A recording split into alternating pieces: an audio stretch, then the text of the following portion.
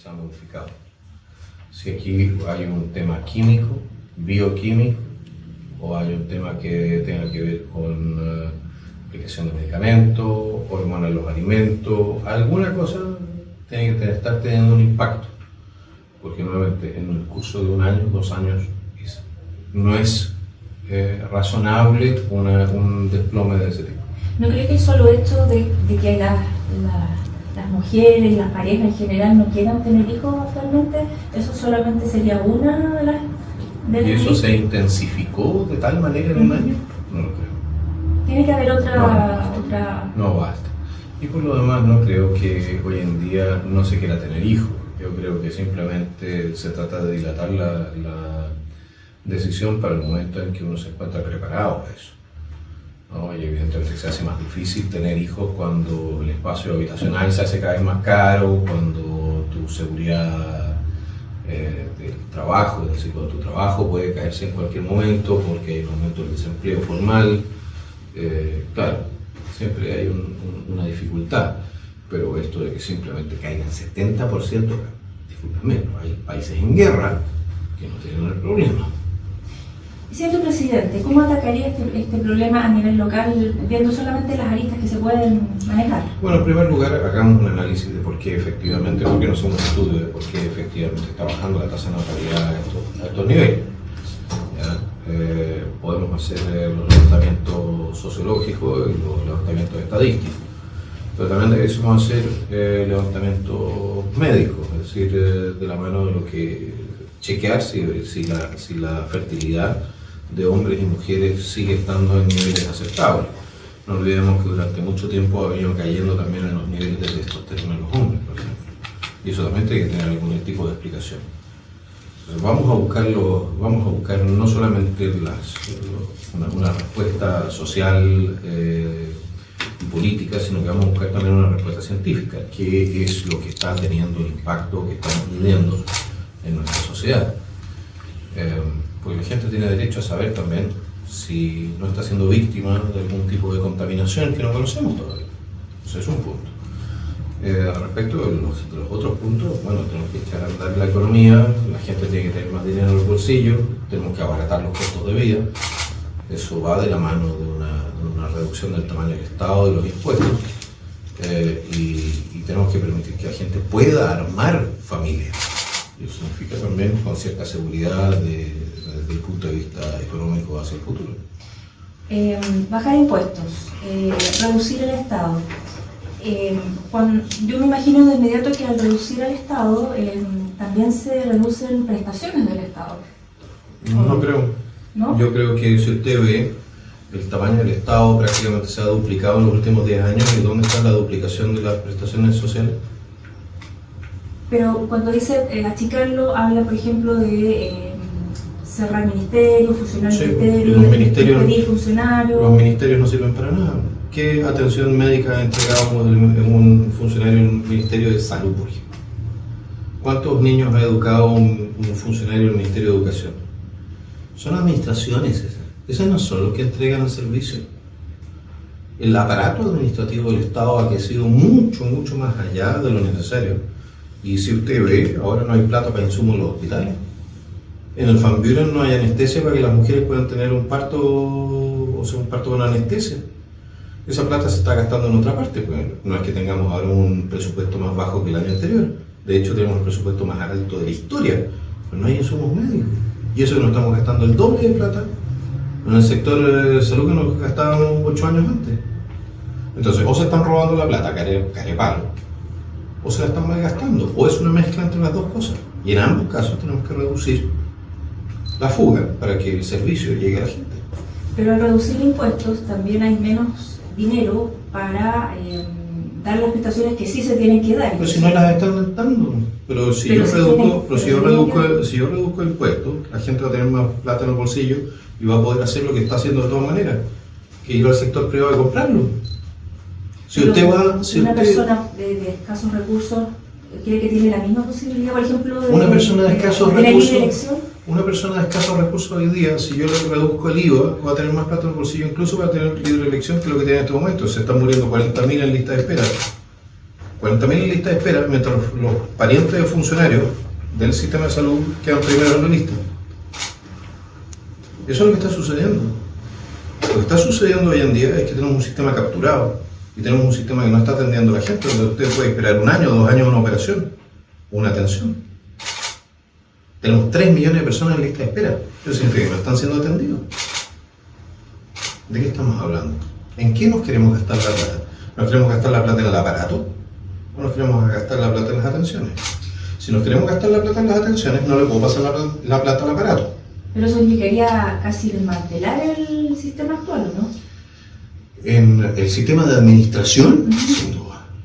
Usted tiene que cambiar el sistema de administración, así como lo hacen tanto en salud como en educación, tiene que cambiarlo. ¿Y cómo sería la idea privatizar? O sea, me refiero que las prestaciones que hoy la ministra del público... Pase la autogestión. Y yo pago al hospital, bueno, en ciertos sectores no se puede porque no hay densidad. ¿Hay en el mundo? ¿Cómo? ¿Qué experiencia hay En Estados Unidos hay experiencias de ese tipo, sobre todo hospitales comunales, cosas por el estilo. De hecho, no sería la primera vez que existen cooperativas que tienen, por ejemplo, a su cargo colegios o tienen a su cargo centros hospitalarios. El punto es que nosotros tendríamos una educación y salud pública donde se puede, porque hay ciertos lugares donde no se puede en razón de la demografía y de la densidad poblacional, ¿de acuerdo? Nosotros tendríamos una educación y una salud pública donde estaríamos pagando por atención y no por no la barbaridad de funcionarios que tiene usted hoy en día metidos que no entregan atención.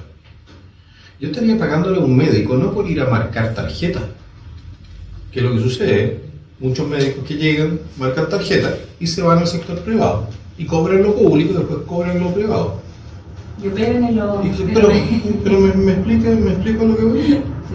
Ya, pues, pero yo no quiero eso. Yo quiero que si me voy a gastar la plata de los impuestos de la gente, que la gente se está sacando literalmente del bolsillo, que se está sacando de la olla, entonces la gente recibe una atención. A mí no me interesa tener el sistema de salud. A mí me interesa que la gente tenga salud pública. Y eso significa que reciban la atención, la solución de salud. Si la solución de salud no me la puede entregar el sistema actual, porque está podrido de corrupción, tengo que pensar en otro sistema. Y si el sistema centralmente planificado de economía, de salud, de educación no está funcionando, bueno, pensemos quizás en un sistema de autogestión, donde los trabajadores de la salud, los médicos, etcétera, de la mano de lo que es una administración de una cooperativa, administración profesional de cooperativa, puedan entonces gestionar directamente los recursos que les vamos a entregar a cambio de entregar servicios. Si no lo hacen, no. Si fuese presidente, ¿qué haría, por ejemplo, con la pensión garantizada universal? La actual pensión garantizada universal. Bueno, la pensión garantizada universal, en primer lugar, hay que recortarla.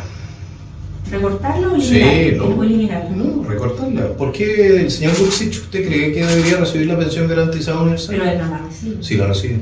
No, porque usted sabe que mi padre, por ejemplo, la recibe. Mi madre no la recibe. Claro, entonces la pensión garantizada universal está funcionando en su entrega también como el ajo. Es decir, tenemos que ver a quién se está entregando a quién se está entregando. Es que mi padre no cotizó nunca, jamás en su vida. Y no cotizó porque él estaba en el sector privado, como abogado, profesión liberal, no cotizó. Entonces, dentro de lo que es el criterio de la PGU, entra como si efectivamente fuese o tuviese derecho a PGU. Hay mucha gente que está en esa situación y que tiene fortuna y que no debiese recibir la PGU, que es un gasto que está haciendo solidario el pueblo de Chile con aquellos que no tienen, pero no con aquellos que tienen. Entonces tenemos que recortar por ahí, en primer lugar. ¿Ya?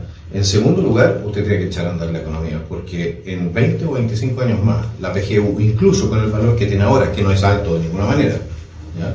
Pero va a ser insostenible si usted tiene un 40-50% de la población sobre la edad de jubilación. ¿Qué haría con los SLEP, los servicios locales de educación pública? Bueno, ya se lo planteé. Yo quiero entregar la gestión de los colegios a los propios colegios, a los profesores, de la mano de una administración de cooperativa profesional, donde los padres puedan también tener un elemento de decisión en lo que es el plan de educación de los niños. Y quiero devolverle la dignidad a los profesores y a los alumnos, que reciban directamente los recursos. Si más del 40, entre el 30 y el 40% de los recursos que se destinan a la educación primaria y media terminan en la administración y desaparecen en la administración. ¿Por qué no hacerlos llegar directamente a los profesores, con lo cual les podemos mejorar los sueldos? ¿Y por qué no podemos hacerlos llegar directamente a los colegios, con lo cual podemos mejorar la infraestructura y no tenemos esas cochinadas de baños que nos arreglan durante décadas, pues se requiere una autorización del ministro, ¿ya? ¿Y por qué no nos hacemos llegar directamente los recursos a los alumnos, que son los que más lo necesitan? Si el sistema educacional, el sistema de salud o cualquier otro sistema estatal no puede estar ahí porque se sirve a sí mismo, está ahí en razón de que tiene que atender una necesidad. Y esas necesidades no las están atendiendo, o las están atendiendo cada vez peor. ¿Qué haría con la gratuidad universitaria? Yo creo que se tiene que restringir. Tienes que entregar becas a los mejores alumnos que tengan necesidades económicas, no cualquier alumno. Y tenemos que restringir la cantidad de alumnos que acceden a la gratuidad. O sea, y al mundo universitario en general. Ahora, ¿cómo restringirlo? Lo podríamos hacer a través de prohibiciones. Yo no soy partidario de las prohibiciones. Sí de no financiar lo que no es necesario. O sea, no puedes tener un país que esté, por ejemplo, y sin querer ofender a nadie, ¿ya? Lleno de peluqueros, o lleno de periodistas, o lleno de abogados, porque no hay mercado. Si a los jóvenes estudian 4 o 5 años, salen de la universidad y no tienen un mercado donde trabajar, nosotros tenemos que impulsar una reinversión de nuestros recursos en 2 ámbitos esenciales. Uno, la educación primaria y secundaria. No puede ser que la mitad de nuestra población salga sin entender lo que lee. O sea, con eso ya, salir del subdesarrollo es imposible, inviable así. ¿Ok? Entonces, tenemos que concentrar, sobre todo en la educación primaria, donde se hace la mayor diferencia cognitiva a los niños cuando los educan, ¿ya? Y tienen mejor resultado académico después. Primaria y secundaria, técnica. Necesitamos técnicos, desesperadamente. Este país necesita técnicos. Una de las razones por las cuales nosotros no somos ni podemos ser un país desarrollado es porque no tenemos una mano de obra calificada que sea capaz de cumplir con la exigencia de las empresas que utilizan alta tecnología hoy en día. Entonces, cuando esas empresas buscan un país donde instalarse, ¿qué es lo que hacen? Van y buscan un país, no solamente un país que tenga bajos impuestos, no solamente un país que tenga seguridad, estamos hablando de baja delincuencia, o buena conexión con los mercados, no, también te buscan un país que tenga una mano de obra calificada y que aunque sea cara, que pueda cumplir con una serie de requisitos que se requieren dentro de lo que es el funcionamiento de la empresa. Nosotros tenemos que potenciar el sector técnico. No puedes tener puros caciques en este país, que es lo que de alguna manera sucede. Teníamos hace un tiempo atrás 1 millón de estudiantes universitarios. ¿Dónde los vas a meter? ¿Pero qué vas a hacer con esos jóvenes? Si eso es una cuestión frustrante, pero que es frustrante. Entonces tú tienes, es maravilloso, a mí me encanta conversar sobre filosofía con la gente, pero no necesariamente porque el filósofo estudió filosofía y está manejando un Uber, como dice usted. Entonces tenemos que darle mejor información a los jóvenes también para que no... Mira, aquí también hay una cosa, el título profesional de alguna manera ha reemplazado el título nobiliario, ¿ya? Es una cuestión de prestigio. Pero desde el punto de vista del desarrollo personal, del desarrollo económico también personal, muchas veces la mejor alternativa habría sido seguir una carrera técnica. Me lo contestó, yo creo, pero igual se lo consultó porque imagino su respuesta. ¿Qué haría con el estatuto docente? Bueno, el estatuto docente se cae junto con la creación de las cooperativas de profesores. ¿Por qué? Porque los profesores pasarían a ser los dueños de los colegios. La práctica. Lo que estás haciendo es entregarle a las cooperativas de profesores la gestión de los colegios. Tendrían que gestionar entre ellos, es decir, ahí tendrían que ver entre ellos cómo disciplinan, cómo mejoran la productividad, la educación, etcétera, de los niños. No tener un órgano externo que esté permanentemente controlando. Actualmente hay un conflicto con la ley de pesca y acá en Ñuble hay precisamente un conflicto con el tema de la pesca porque somos de las pocas regiones que compartimos mar con Biobío.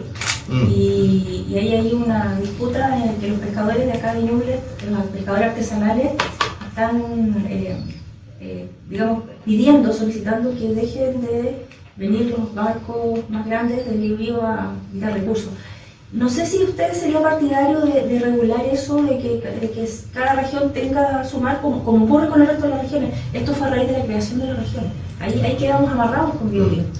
Bueno, en primer lugar decir lo siguiente: me parece bien raro que dentro de Chile, o sea, las cuotas son para los pescadores artesanales de todo el país o no, para la pesca industrial de todo el país o no. Efectivamente, yo creo que en este tema aquí es bastante más complejo de lo que uno cree, porque no es que los industriales y los artesanales estén necesariamente peleados, de hecho cooperan todo el tiempo y se venden cuotas y hay transacciones. Entonces lo que aquí tienes es más bien un conflicto en razón de cuánta cuota va a poder transar cada uno de los socios dentro de esa sociedad que tienen entonces entre los pescadores, los industriales y los artesanales. Y dentro de los cuales, por lo demás, hay gente que no ha tenido nunca un bote, pero igual reciben nunca un barco, y igual recién se consiguen una cuota, y que después la transan. ¿Okay? Ese también es un hecho de la causa. Mire, yo creo que el conflicto aquí esencialmente es uno respecto a lo que van a hacer, de lo que es el manejo de biomasa total. ¿Ya? Y los tiempos de pesca, etc. Yo creo que hasta el momento no se ha hecho un trabajo realmente profesional en la materia, haciéndose cargo también de lo que son ciertas características propias de los distintos tipos de embarcación que participan de lo que es la pesca.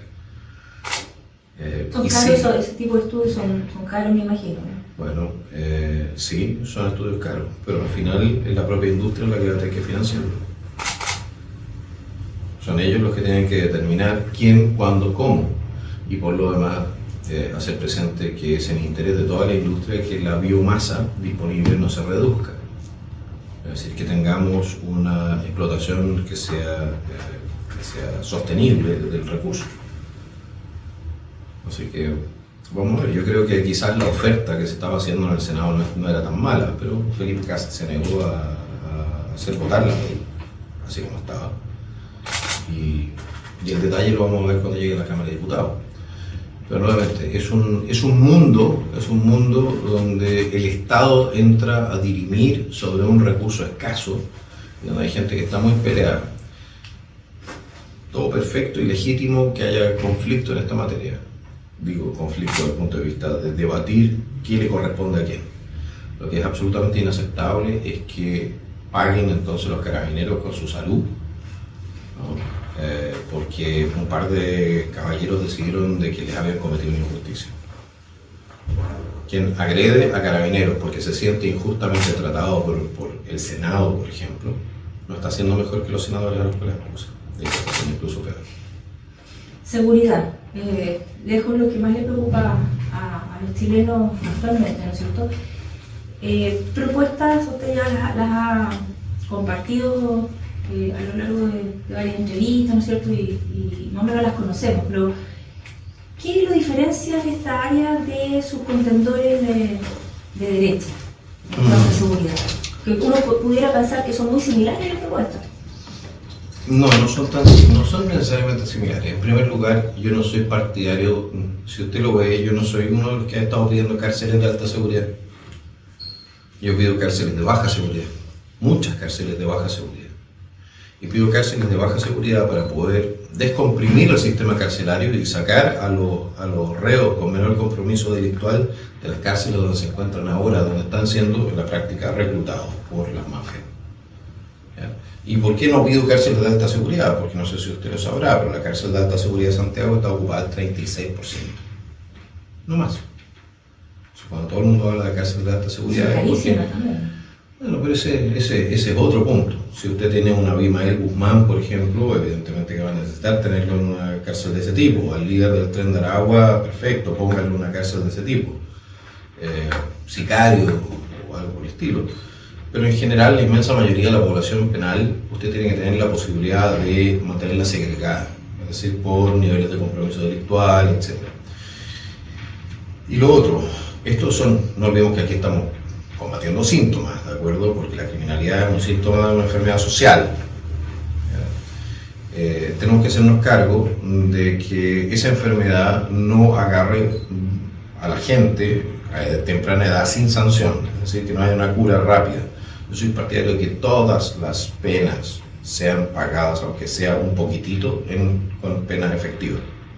Si te roba un Super 8, 3 días, 4 días, 5 días. Salida alternativa. No, que por lo menos puede haber una parte que sea salida alternativa, pero que usted tenga que pagar pena efectiva, cuanto menos un porcentaje. ¿Por qué? Porque eso lo que hace es generar también un conocimiento de lo que es el mundo carcelario, sobre todo los más jóvenes, antes de que ya tengan una carrera criminal formada. Es decir, hoy día sucede que a la 27ª condena recién entran a la cárcel, ahí ya recién el diploma en la práctica de titulado con carrera delincuencial, es muy difícil recuperar a esa gente. Usted tiene que pararlos antes de que entren en una carrera delictual. Y lo otro de lo que nos tenemos que hacer cargo, sin duda, y eso ya es una cuestión más de fondo, o sea, tiene que cerrar la frontera, aumentar la cantidad de carabineros, todo eso es cierto. ¿Ya? Todo eso viene a ser la respuesta a un problema que se ha generado. Y que es el problema de la socialización temprana de los hombres jóvenes en este país. Aparte de lo que es la importación de delincuentes, gracias a las fronteras abiertas, agradecemos a los últimos 3 gobiernos, ¿ya? Usted tiene un problema con la socialización de los hombres jóvenes en nuestro país. Y eso porque no tienen roles masculinos positivos en sus vidas. Lo cual los impulsa muchas veces a sumarse a bandas criminales o a hacerle cera, incluso caer en drogas, etc. Y ese es el efecto, entre otras cosas, también de la disgregación y la destrucción de nuestros modelos familiares. No puede ser, lo estoy diciendo desde el punto de vista del varón, ¿ya? Que el 70% de los varones deje votados a la mamá de sus hijos. Y lo digo porque, claro, uno lo ve desde el punto de vista de la sociedad liberal, etc. Y cada uno tiene derecho a hacer su vida como quiera, eso es cierto, absolutamente cierto. Pero el resultado social, así como lo estoy analizando en este momento, no es positivo. Porque muchos niños crecen sin padre presente en el hogar, sin padre, como sin figura paterna en el hogar, y estadísticamente su socialización tiene un problema. Y se acercan más al tema de bandas y cosas por el estilo, y terminan en la delincuencia. Esto no es algo que haya analizado yo, es el resultado de un estudio que hizo un afroamericano, Thomas Sowell, que trató de descubrir por qué los afroamericanos en Estados Unidos estaban sobrerepresentados en las cárceles respecto de los blancos. Porque hasta 1960 las cifras eran idénticas. Y llegó a la conclusión de que eso tenía que ver, entre otras cosas, y hasta 1960 la familia normalmente constituía entre blancos y negros la misma. A partir de 1960 el gobierno de los Estados Unidos empieza a financiar específicamente madres solteras afroamericanas con recursos económicos, y se dispara la tasa de ausentismo paternal, si lo deben decir así. ¿Por qué? Porque así como pasa en Chile parcialmente, no se casan porque pierden el voto. No hay un compromiso ni a largo plazo, se pierde el apoyo estatal. No puedes tener una sociedad que funcione así. Lo que se generó entonces fue, bueno, la violencia de banda. Empezaron a buscar los niños referentes masculinos y no encontraron referentes masculinos positivos. ¿Qué les puedo? Y en parte, nuestro problema de criminalidad, lo que tenemos autóctono, tiene que ver con eso. En parte, estadísticamente hablando. Los padres no presentes. Aparte de lo que tenemos falta de persecución penal, falta de justicia, falta de que la fiscalía haga bien la pega, falta de espacio carcelario, falta de control de frontera, todo eso. ¿Ya? Y a eso le sumamos también este elemento social que es súper importante. Pero en este elemento social me imagino que también hay un mea culpa. Sí, evidente. como hombre y quizás Pero no, su situación yo personal, no me sé. hago cargo de mi situación personal, evidentemente que en algún momento, y no nos equivoquemos, si la sociedad tiene su propia dinámica, uno toma sus propias decisiones. Mis decisiones no fueron buenas, pero también es cierto lo siguiente, yo tuve suerte. Y nunca fui un padre absolutamente ausente, gracias a Dios. Es que también va ligado a la extracción social también y la baja educación y todo eso. O sea, ¿A usted le sorprendería la cantidad de jóvenes a niveles con buenos ingresos que ganan lo mismo? pero los problemas quizás no se transforman en crímenes, a eso voy. Quizás podemos ver adicciones, podemos ver otro tipo de... No lo sé, yo creo que quizás no se ven tanto. Es perfectamente posible que las disfuncionalidades sean capturadas de otra manera, pero que hay disfuncionalidades, hay disfuncionalidades. La sociedad, mire, esto es todo temas o cosas que fui aprendiendo posteriormente. Nosotros como especie, somos una especie que es hipercompleja desde el punto de vista de nuestra coordinación social, ¿ya? Como los lobos o como los elefantes.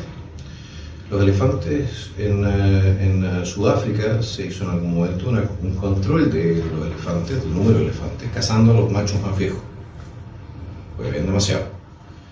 El resultado fue que los machos más jóvenes empezaron a atacar las aldeas sudafricanas. ¿Por qué? Porque los machos más viejos eran los que los controlaban. Una cosa parecida nos está pasando acá, que en la medida en que no hay figuras positivas de autoridad masculina, de más edad, queda la escoba con los jóvenes. Y eso te puede pasar en cualquier clase social. También un poco ligado a eso el tema de la mujer y las minorías sexuales, más allá de la caricatura y de los videos, ¿no es cierto? Todo eso, ¿van a existir estos grupos para ustedes en caso de ayudar al gobierno? ¿Cómo va a ser esa relación con todos los...? Es que yo tengo relación con los individuos. A mí no me interesa la representación por colectivo. Yo respeto los derechos individuales de las personas. Y no me interesa mayormente si usted es mujer, hombre, amarillo, árabe, judío, grande, chico, gordo, flaco, no me interesa. Para mí, como individuo, usted tiene derechos. Individuo, como persona, no como miembro de un grupo. Es por eso que muchas veces yo creo que la gente malentiende, o alguna gente malentiende lo que yo planteo. A mí no me interesa mayormente si usted es gay o no. Me da lo mismo. Me interesa poco también si usted es heterosexual o no. Me da lo mismo. ¿Por qué? Porque yo no me meto en su vida, no me interesa su vida. No me interesa decirle cómo vivir, no me interesa decirle cómo pensar, no me interesa decirle cómo creer. ¿Ya? No me interesa. No es mi tema. Pero no permito que me vengan a obligar a mí tampoco. Son dos cosas distintas. ¿Okay? La misma cortesía que yo entrego es la cortesía que yo exijo. No me califiquen a mí por ser hombre. Pues yo soy Johannes Kaiser, yo tengo todos estos atributos, buenos y malos. Califíquenme por mis atributos, buenos y malos, no por el hecho de ser hombre. Eso me parece muy burdo y muchas veces muy injusto. ¿Por qué habría de asumir yo la responsabilidad de todos los hombres del planeta? Son 3.000 y tantos millones. O una mujer, porque debería bueno, asumir... en el censo somos hartas más mujeres. Bueno, pero ¿por qué tendría una mujer que asumir entonces el costo o incluso la ventaja o los privilegios o las persecuciones de, no sé, de 8, 9, 10 millones de mujeres? Porque no es lo mismo. Lo que yo entiendo es que, bueno, todos estos grupos nacieron porque en un momento dado de la historia estaban realmente en desigualdad de condiciones. Pero si todos estamos en desigualdad de condiciones, si usted lo ve desde el punto de vista del grupo, evidentemente, y desde el punto de vista del individuo, no estamos todos en desigualdad de condiciones, de manera permanente. Sí, pero hablamos de momentos de la historia en que había persecución hacia minorías sexuales, hacia las mujeres no votábamos, hacia... Eso es correcto, pero los hombres lo mandaban a la guerra, obligados. El tema de quién lo pasó peor a nivel histórico es un tema que uno puede debatir durante mucho tiempo. Pero eso no entrega ni califica a nadie para exigir restituciones o para exigir derechos, siendo que uno no ha sido víctima de eso. Ya, Quizás como miembro, ya como que les quedó gustando y... Ah, ese es otro tema, pero es que, y claro, más, porque entonces uno pasa de la igualdad ante la ley, claro, que es algo que es perfectamente factible y que yo comparto, que uno lo demande, uno pasa a la exigencia de privilegios. Porque un privilegio es el que entrega la ley. ¿Ya? Eso es un privilegio. No el que uno tenga suerte, eso no es un privilegio. Que uno trabaje más duro, eso no es un privilegio. Que uno sea más inteligente, eso no es un privilegio. No, el privilegio es el que entrega la ley.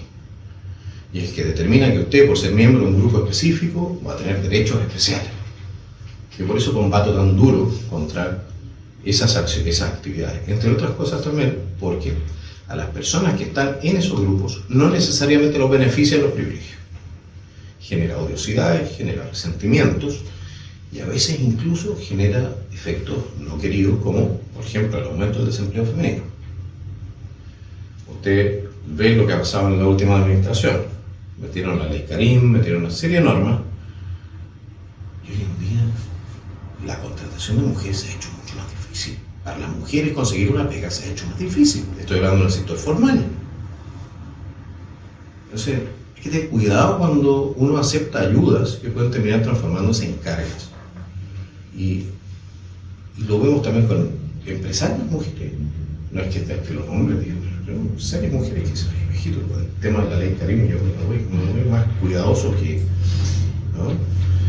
Quedó muy mal hecha esa ley. Muy mal hecha, muy mal hecha. Entonces, ya ahora tenemos la ley Zamudio, que la estamos viendo, que es la 2.0, que la habíamos rechazado, que va más o menos en la misma línea. Entonces, ¿qué es lo que sucede?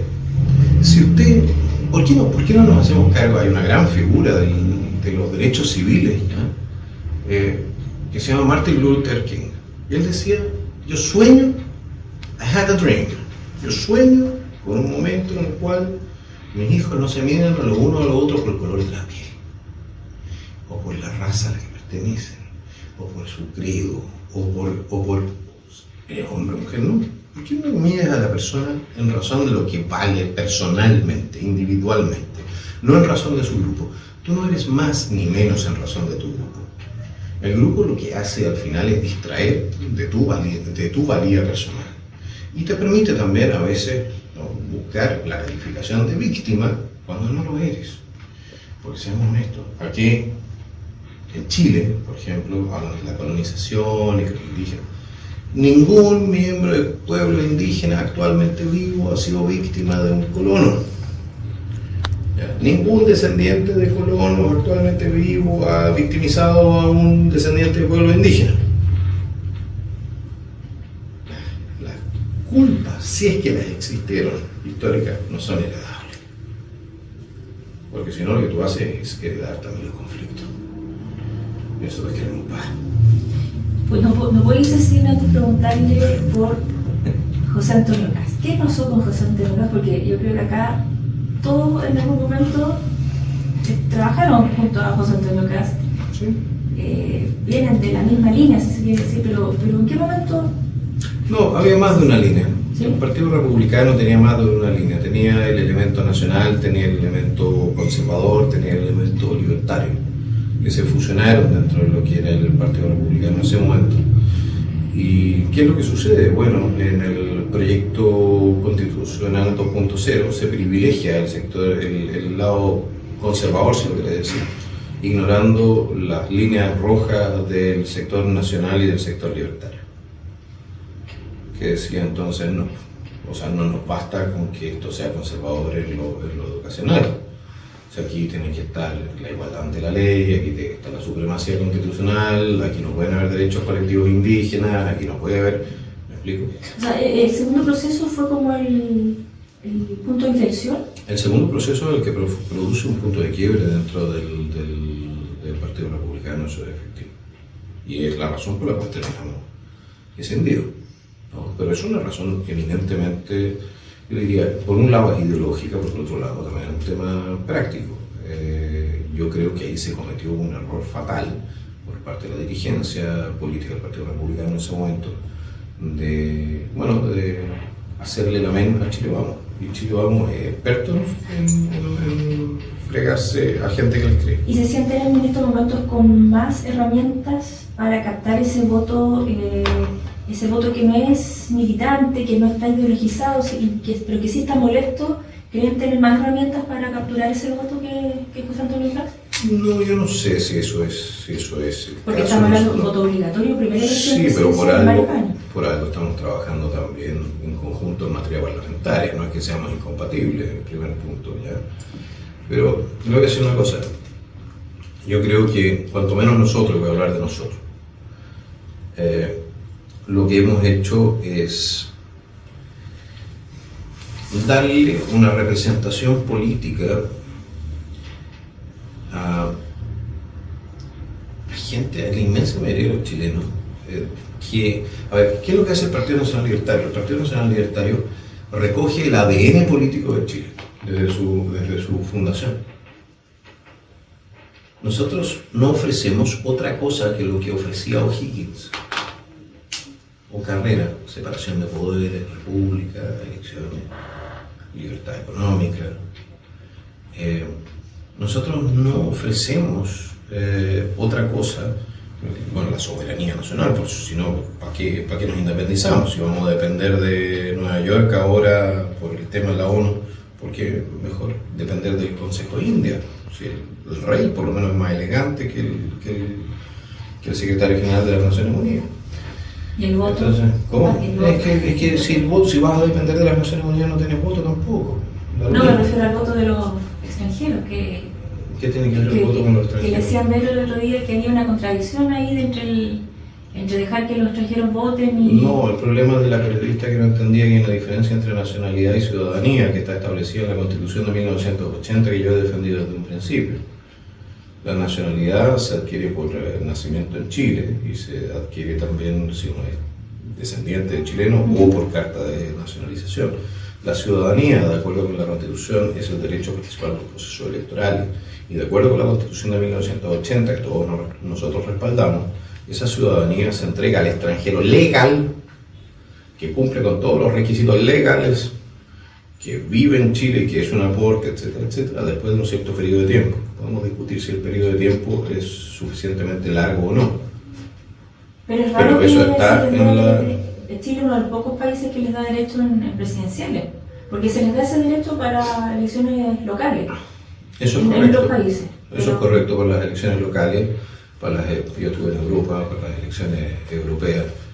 Pero Chile tiene en ese sentido su tradición, que por lo demás no es nada nueva. Esta cuestión tiene como 150, 170 años. El derecho de los avecindados, de los extranjeros avecindados a participar en nuestras elecciones. Si se quiere cambiar, perfecto. Si queremos cambiar los criterios de nacionalización, también perfecto.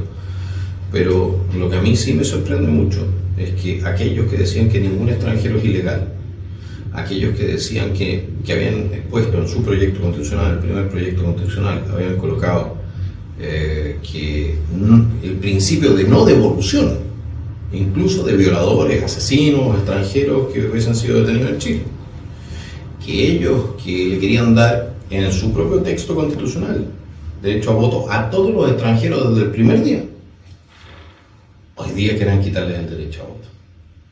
¿Será porque no estaban votando como ellos querían? Y la patudez es demasiada. Ahí hay demasiada patudez. Es una deshonestidad que les sale de adentro. No se nota que no hay principio. Lo que hay es pura conveniencia y pura sed de poder. Y gente con sed de poder, uno debe tener mucho cuidado. ¿Leyó la columna de Mayor de Boric y el espejo? Sí, lo leí. ¿Qué le pareció? Me pareció que Mayor puede escribir mejores columnas. Pero no encontró nada, no porque nada. Es la falacia, Mayor cae en lo que se llama la falacia de la falsa equivalencia. Y tiene que torcerse hasta niveles realmente impresentables para tratar de generar esa equivalencia. Yo no soy joven, yo no soy un imberbe, yo no soy de la generación a la que él pertenece. Son distintas generaciones. Yo no soy miembro del partido o de la agrupación de partidos a la que él perteneció, donde él mismo describió que lo recibían curado y drogado para que él defendiese su postura política. Yo no soy como él, yo no soy como Mayor, porque Mayor me está tratando en la práctica, me está mostrando un espejo se está mostrando a él, no a Boric en el espejo. Él es parte de esa generación, aunque se haya separado de ella porque a él lo funaron y lo acusaron de un acto sexual que no cometió. Y haya tomado distancia. Él está resentido con esa generación, pero él es parte. Él es intelectualmente y filosóficamente parte de quienes llevaron al 1810. Entonces, él, como parte de quienes destruyeron la República, no puede decir que yo, que soy uno de los que quiero reconstruir la República, soy su espejo. Tiene que tener un poco de decencia intelectual. ¿Qué va a pasar con Evelyn Matei en las próximas semanas? Porque parece que la encuesta... Le juro por Dios que si lo supiera, si yo tuviese una bola de cristal me dedicaría a jugar al loto. Pero te he dicho hasta al cansancio que no se baja. Pero si lo que dije desde un principio... ¿O podría cambiar no, eso? lo que dije, bueno, si pasado mañana tengo 5% de las encuestas, no tiene sentido ir a la primera vuelta, ¿no es cierto? Lo que siempre dije fue que si yo tenía más de entre 15 y 18% de respaldo popular, iba a ir a la primera vuelta. Esa fue mi declaración. Y como tengo entre 15 y tengo más que 15% de respaldo popular, voy a la primera vuelta porque me gusta cumplir con mi palabra y porque no voy a dejar a la gente que me ha respaldado, que están trabajando por mí, en la estacada. Si me dicen, bueno, es que a usted le podrían ofrecer algo, sí, pero no están entendiendo una cosa, no me tienen que ofrecer a mí algo, le tendrían que ofrecer a la gente que me está impulsando a mí, algo, a mis votantes. ¿Qué le ofrecen a mis votantes? Que sea mejor que yo los represente. Y en el caso de Matei, ¿no le ayuda mucho, por ejemplo, lo que pasó ayer en el Senado? La demostración de división que hay ahí y de poca, ¿cómo se dice? No, después de poca gestión política. Eso. A ver, claro está que yo no sé si Evelyn Matei, y ahí voy a tratar de ser justo, no creo que Evelyn Matei haya estado pensando en lo que era la elección del Senado. Ahora dice el senador Osandón que él fue y le dijo, con lo cual la metió en el baile. ¿Ya? Claro está que no tuvo el liderazgo como para ordenar las filas en esta materia. Son las personas que la acompañan, que van a formar su comando, entonces... Y que no solamente el problema de comando, el tema es que si no la obedecen en materia de quién va a ser el presidente del Senado, ella que es la líder de Chile Vamos, ¿por qué la van a obedecer cuando ella sea presidenta de la República y ellos tengan los ministerios? ¿Quién garantiza que le den mayoría parlamentaria, los parlamentarios de Chile Vamos, a Evelyn Matei en su proyecto de ley? Nada. ¿Por qué? Porque lo que vemos ahí es un desorden y parece más una montonera que una coalición política. Y no es la primera vez, porque ya sucedió al principio de este periodo que la UDI y Evópoli se pusieron de acuerdo en hacerle la Cámara de Renovación Nacional nuevamente con la presidencia del Senado. Entonces, ¿qué nivel de gente está trabajando ahí?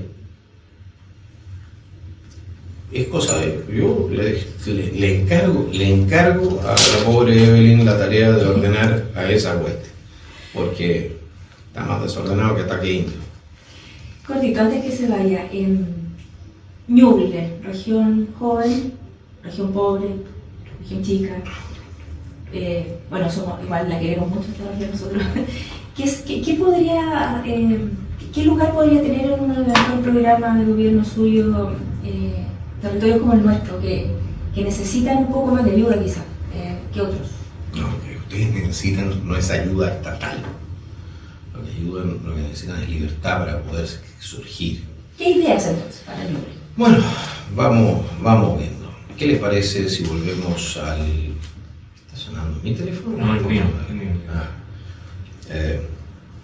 A ver, en materia agrícola, ¿de acuerdo? En materia agrícola nosotros sabemos que no nos podemos seguir dando el lujo de importar 50% de lo que comemos. Eso significa que tenemos que volver a echar a andar nuestra industria alimentaria. Yo creo que volver al antiguo crédito cerealero no sería una mala idea.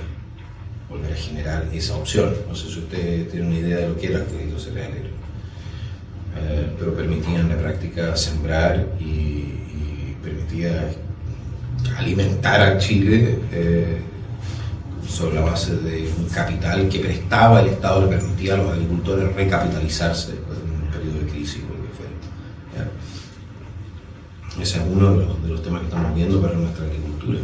Tenemos que ver, sin duda, tenemos que bajar los impuestos al combustible para que sea más barato producir en Chile. ¿Ya? No puede ser que estemos pagando en Chile prácticamente lo mismo en impuestos al combustible que se está pagando en Europa. Los productores europeos reciben subsidios sobre los combustibles, los nuestros no, entonces es muy difícil entrar a competir. Nuestra ganadería, la ley de la carne fue un desastre. La ley de la carne mató a 300.000 pequeños y medianos, o sea, pequeños ganaderos. Tenemos que empezar a revisar todas las regulaciones que hacen muy difícil el trabajo agrícola, pero no solamente el trabajo agrícola, tenemos el comercio, industria, etc. Tenemos que liberar muchos proyectos que están esperando aprobación, y de la mano de eso vamos. Tenemos líneas eléctricas que construir, tenemos probablemente embalses que generar, tenemos canales de regadío que construir, tenemos secanos que conectar al riego, tenemos aquí aeropuertos que podemos conectar a lo que son las vías internacionales de... ¿No ha ido más igual eso? Bueno, pero ¿por qué no? ¿Pero por qué no? ¿Por qué Chillán no puede recibir charters de residuos del país? Han intentado ahora último, pero no dan caso. ¿Pero no hay caso con quién? ¿Con la DGAC o con...? Claro, los informes son negativos. Pero ahí están a nivel político tratando de solucionarlo, pero son décadas que llevamos. Pero se da cuenta, si aquí el tema en esencia es que nada se mueve porque todo está tan lento. Y la presión tributaria es insoportable y las presiones regulatorias son insoportables. 40 años cumple el impuesto al combustible, porque fue para el terremoto. Para el terremoto del 85. Del 85, sí, del 85. ¿Y las contribuciones?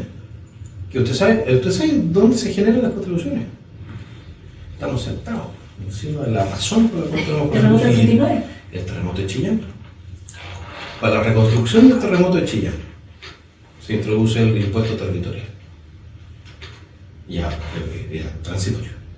Creo que ya... Todos son transitorios. Todos son transitorios. Son eternamente transitorios. Eternamente transitorios. Entonces lo que yo le quiero plantear es que nosotros estamos ofreciendo, estamos abriendo las puertas para que todo Chile se desarrolle.